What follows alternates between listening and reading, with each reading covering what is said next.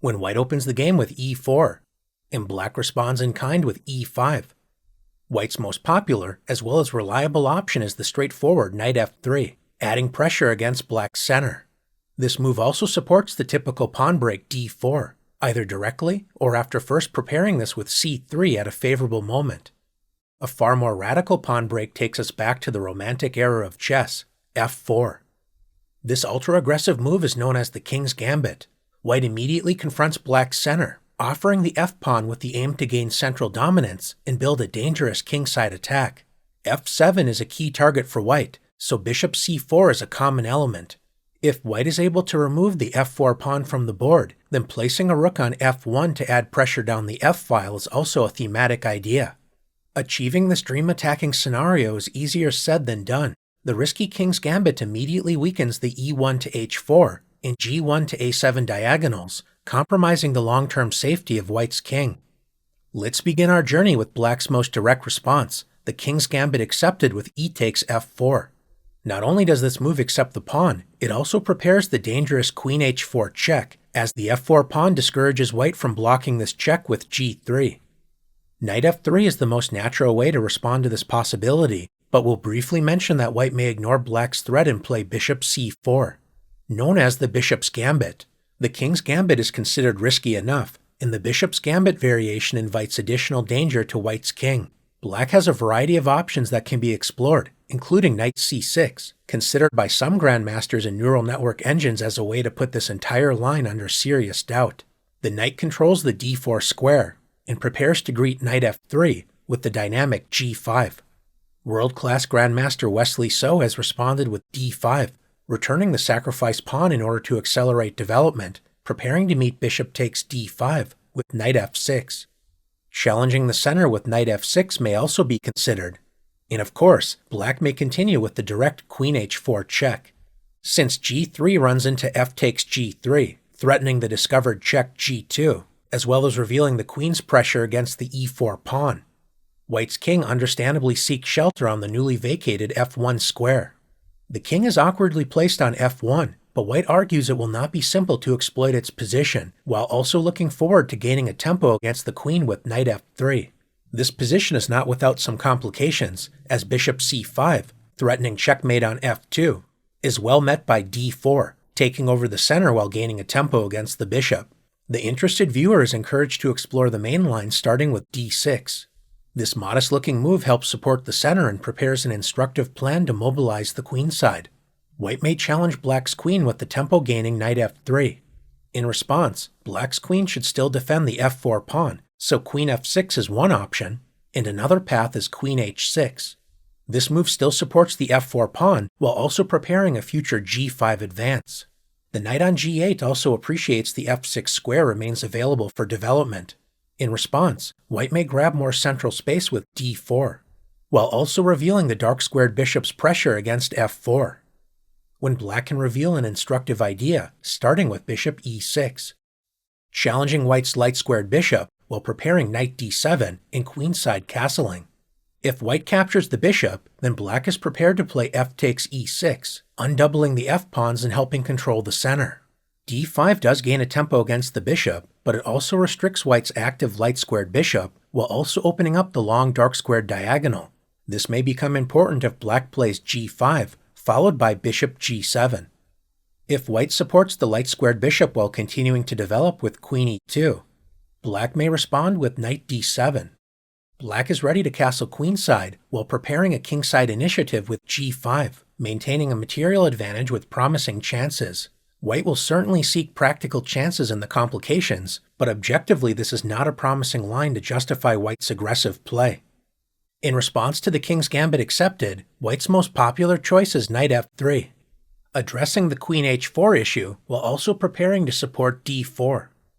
If black is willing to follow white's lead and embrace a weakening of the kingside for concrete reasons, then we'll see a variation as old as the King's Gambit itself, the so-called classical variation, g5.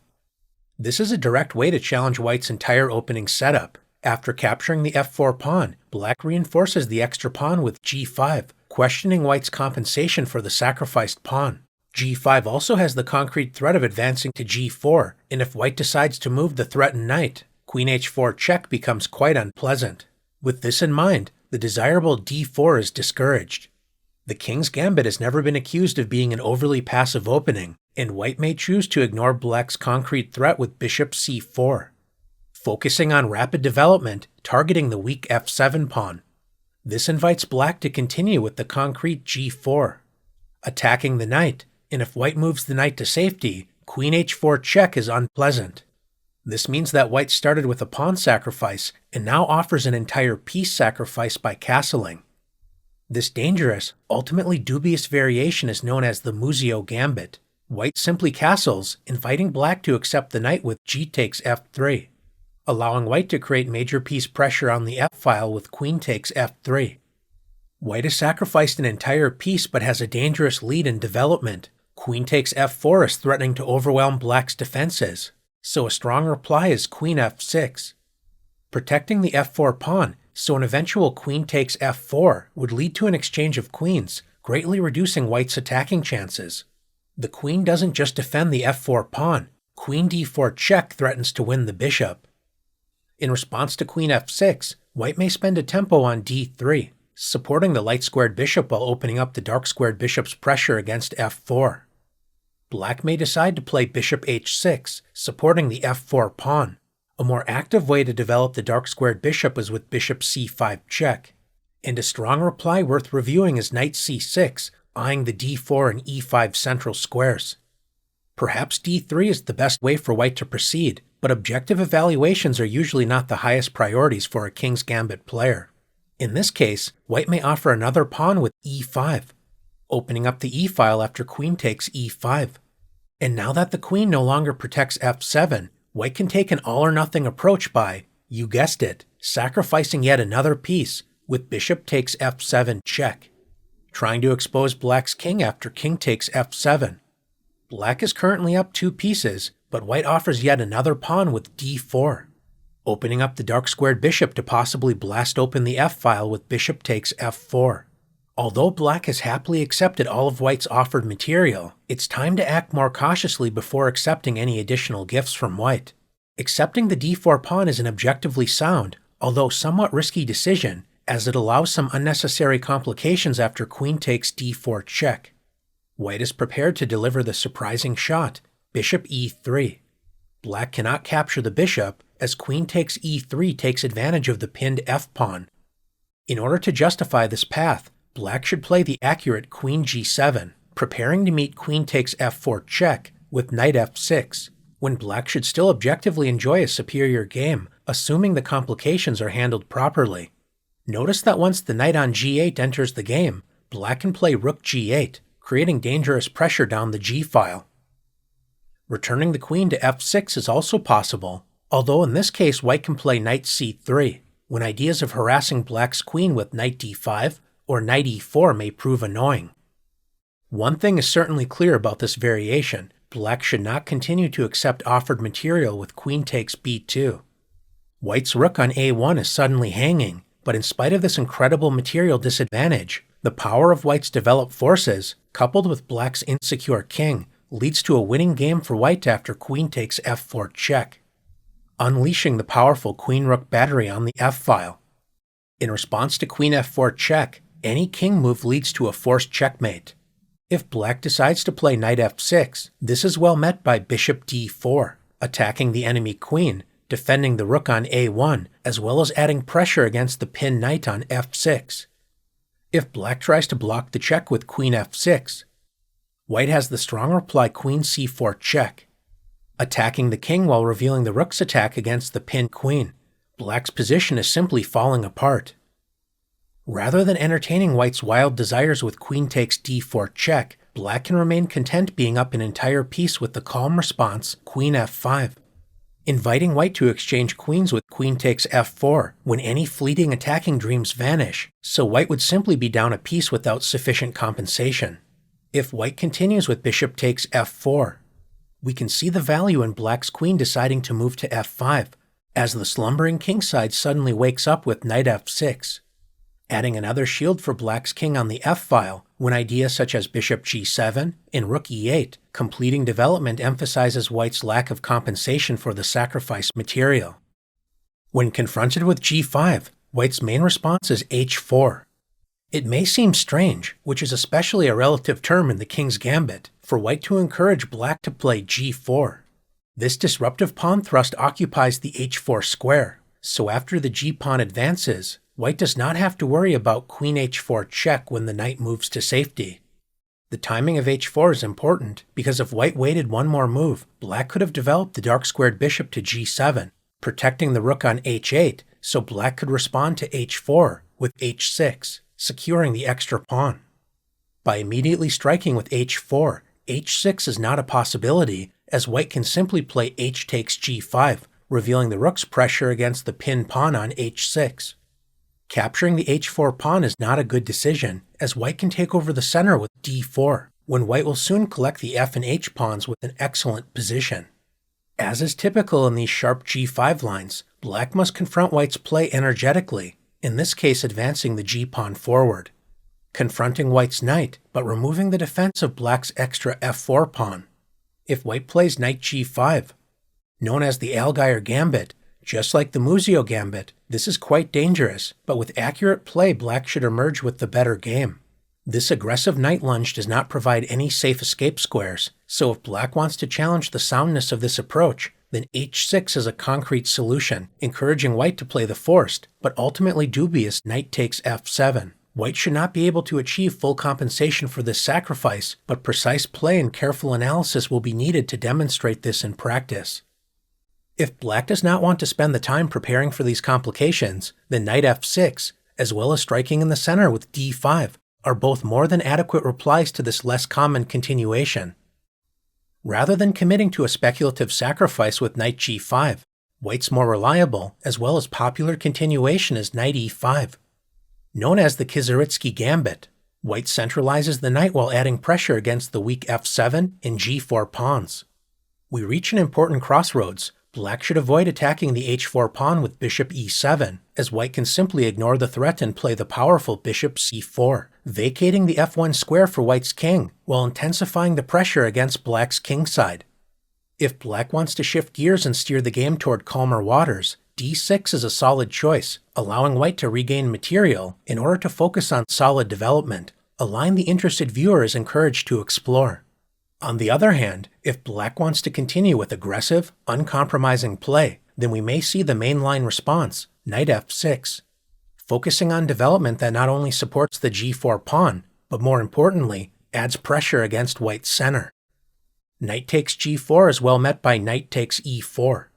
d4 is another option to consider, but white's most active continuation is bishop c4, intensifying the pressure against f7, when black should strike back in the center with d5. Surrendering the bishop with bishop takes d5 is not a desirable choice, so white plays e takes d5, opening up the e-file, allowing tactical opportunities as the kings remain in the center. One path to explore is bishop g7, but black's most popular choice is to centralize the bishop with bishop d6. The King's Gambit offers a seemingly endless supply of sacrificial opportunities. Gambit fanatics may explore castling, preparing to meet bishop takes e5 with d4, leading to sharp but ultimately dubious play.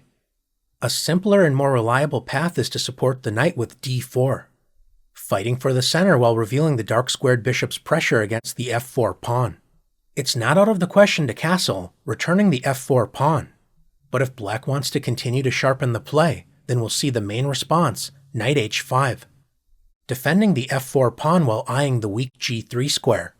White has no shortage of interesting options, including the surprising choice to castle directly into the storm. This move looks like a complete blunder, as the h4 pawn is now hanging. Incredibly, black's most reliable choice is likely to follow suit by castling, a line worth exploring, because if black plays queen takes h4, although this is by no means a bad move, white can play the resourceful queen e1, offering an exchange of queens while aligning with the enemy king. Knight g3 would be an incredible blunder, allowing white to play knight g6, discovering the queen's attack against the king, while attacking black's queen on h4. In response to queen e1, black should not fear an exchange of queens with queen takes e1, rook takes e1. But this complex position filled with tension provides roughly balanced chances. Castling kingside is definitely an interesting option to explore. Grandmaster Emanuel Berg demonstrated another path by deciding to bring the other knight into the action with knight c3. This is a good moment for black's king to escape the center by castling, but Grandmaster Nils Grandelius decided to pin the knight with queen e7. Certainly there is nothing wrong with this move, although black must remain alert with his two most valuable pieces aligned on the e-file. Queen e7 is a tricky move, and it appears white simply stumbles into a trap by castling. Queen takes h4 would simply enter the line we just discussed a tempo down, when once again this move is well met by queen e1. Moving the f-pawn weakens the g1 to a7 diagonal, leading to white's king. So black tries to exploit this by playing bishop takes e5. It appears white is simply busted, as d takes e5 fails to queen c5 check, winning the light-squared bishop. Attempting to pin the dark-squared bishop with rook e1 also fails, in this case to bishop takes d4 check, as white's overworked queen cannot both protect the rook while capturing black's bishop. The king's gambit is not an opening to take lightly, and just as things appear to be falling apart, Grandmaster Berg unleashes the resourceful shot, knight b5. The knight adds pressure against black's queenside, and more importantly, it supports the d4 pawn.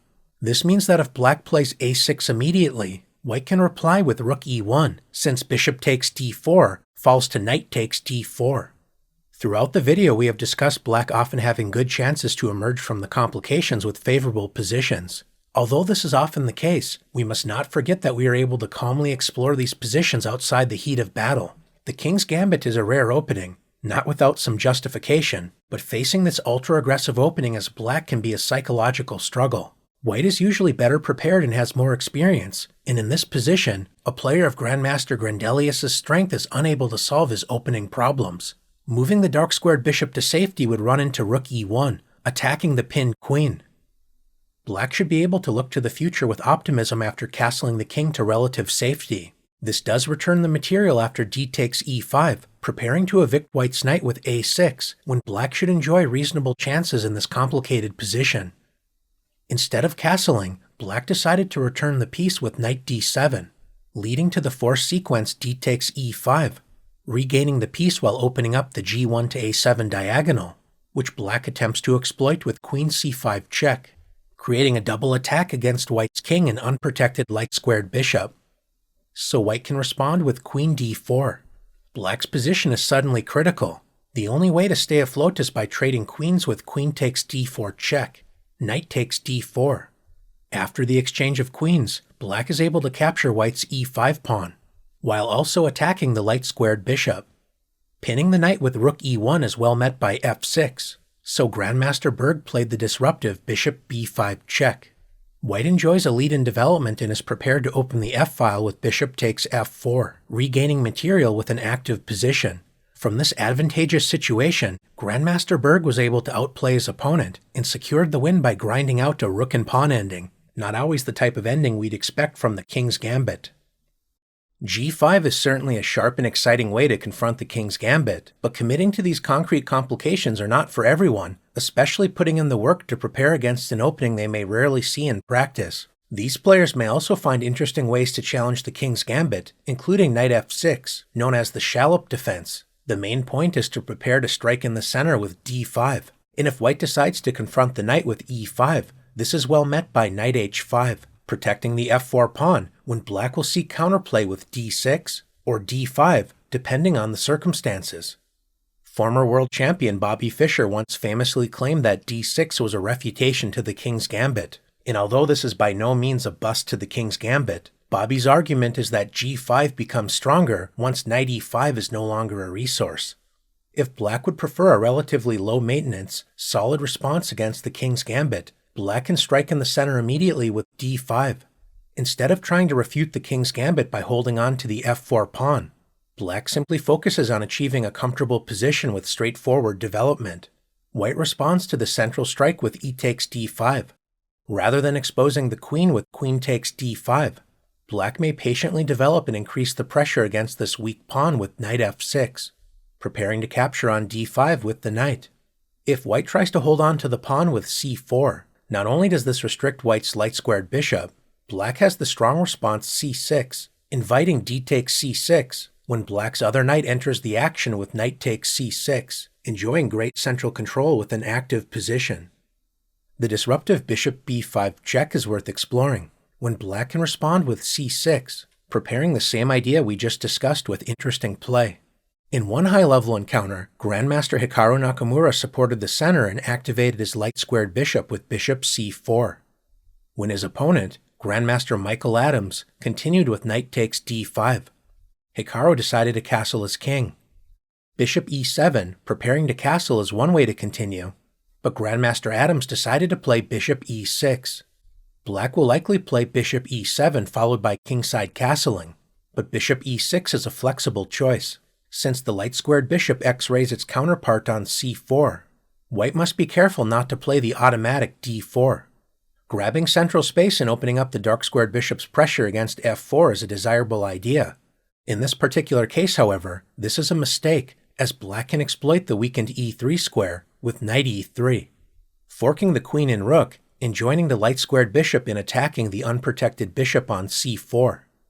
White's best response in this difficult position is bishop b5 check, which is well met by c6, continuing to pressure white's light-squared bishop.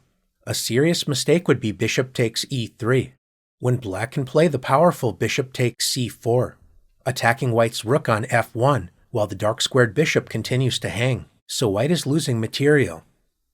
Instead of rushing forward with the d-pawn, Nakamura spent a tempo to secure his light-squared bishop with bishop b3. This is a crafty move, intending to grab more central space by advancing the d and c pawns forward. Grandmaster Adams anticipated this idea by playing the solid c5, fighting for control over the d4 square so white cannot expand in the center uncontested. d3 is a slower approach. d4 is also still possible, allowing c takes d4, followed by bishop c5. Hikaru decided to play king h1, moving the king away from the dangerous g1 to a7 diagonal before striking in the center with d4, leading to interesting double-edged play. After many twists and turns, with mutual chances, Grandmaster Nakamura ended up bringing home the full point. As we conclude our initial journey in the King's Gambit, it's worth mentioning that although e takes f4 is a strong choice for black, it is by no means forced. F takes e5 is actually not a threat at the moment, since f takes e5 would allow queen h4 check, preparing to capture the e4 pawn with an overwhelming advantage. One idea that reduces white's options is to immediately strike in the center with d5. F takes e5 is a terrible mistake, allowing queen h4 check. And after e takes d5, the adventurous viewer can explore the Allgaier counter gambit with e4. But this can also just be a practical move order, often transposing into the line we just examined after e takes f4, when white's most common response is to transpose with knight f3, knight f6. We reach the same position we just examined, but by playing d5 before capturing the pawn on f4, this prevents white from playing bishop c4 on the third move, completely bypassing the bishop's gambit we examined at the beginning of the video. Playing d5 is a nice move order trick to keep in mind, and black may also decide to delay or ignore capturing the f4 pawn completely. If black wants to try and exploit the weakened g1 to a7 diagonal, an interesting option is bishop c5, taking advantage of the e5 pawn's current immunity from capture, controlling the center while slicing through the weakened dark squares for the time being. White typically continues with knight f3, intensifying the pressure against e5, so black reinforces the center with d6. If black is left undisturbed, then classical development with moves such as knight c6 and knight f6 can be expected. Black may pin the knight with bishop g4, and on a really good day, knight g4, joining the dark-squared bishop's pressure against the f2 square could prove annoying. White does not have to fear this setup, and certainly may continue with straightforward development with moves such as knight c3 and bishop c4. That being said, if white wants to challenge black's active dark-squared bishop, then an interesting option to explore is c3. White is prepared to strike in the center with d4, restricting black's dark-squared bishop. Natural developing moves such as knight f6 and knight c6 certainly can be explored, but an interesting option is to anticipate the tempo-gaining d4 by playing bishop b6. Since the c3 pawn restricts white's knight on b1, one way to enter the game is with knight a3, and possibly knight c4, harassing the dark-squared bishop. Grabbing space with a4 is also worth considering. The main point behind bishop b6 is that if white strikes in the center with d4, d4 no longer attacks the bishop on c5, allowing black greater flexibility with how to handle the center. One interesting idea is e takes d4, preparing to greet c takes d4, with the central strike d5, disturbing white's broad center. White certainly may grab space with e5. White enjoys more central and kingside space, but this is a double-edged factor in this positional struggle. Black may consider the interesting plan of knight h6, preparing to add additional pressure against white's central d4 pawn with knight f5. This is just one of several directions the king's gambit declined with an early bishop c5 may lead you.